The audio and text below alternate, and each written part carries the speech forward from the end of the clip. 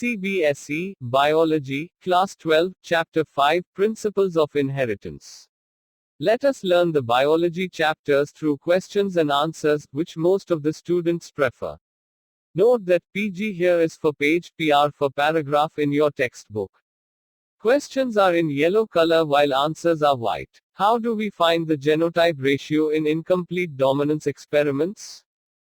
When the F1 was self-pollinated, the F2 resulted in the following ratio: 1 capital R red, 2 capital R pink, 1 small r white. Here the genotype ratios were exactly as we would expect in any Mendelian monohybrid cross, but the phenotype ratios had changed, which you can notice very well. What exactly is dominance? Why are some alleles dominant and some recessive?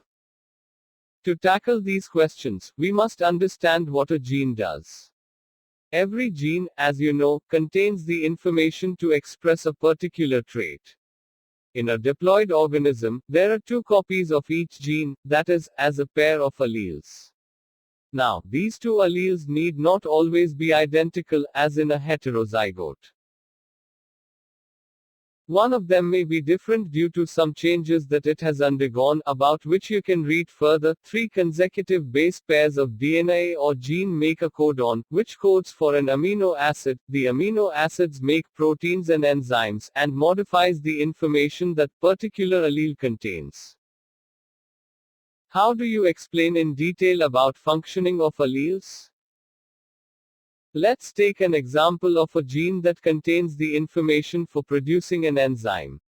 Now there are 2 copies of this gene, the 2 allelic forms. Let us assume that the normal allele produces the normal enzyme that is needed for the transformation of a substrate S, as it is more common. Theoretically, the modified allele or the recessive allele could be responsible for production of number 1, the normal, less efficient enzyme, or number 2, a non-functional enzyme, or number 3, no enzyme at all. How do you explain details of dominant and recessive alleles?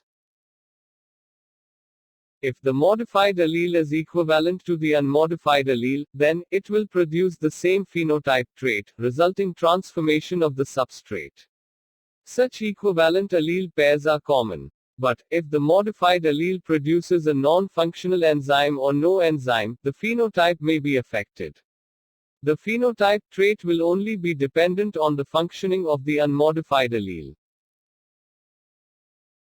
The unmodified functioning allele, which represents the original phenotype as the dominant allele, and the modified allele is generally the recessive allele.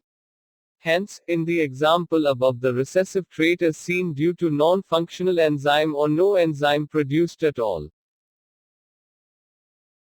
What is codominance? Illustrate with an example. In monohybrid crosses, F1 resembled either of the 2 parents or was in between, as in incomplete dominance. But, in the case of codominance, the F1 generation resembles both parents. A good example is different types of red blood cells that determine the ABO blood grouping in humans.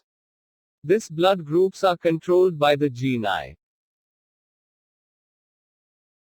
End of this part. Dear students, share your doubts and questions to this email given below. The question answers of this chapter will be continued in the next video of CBSE Biology Class 12.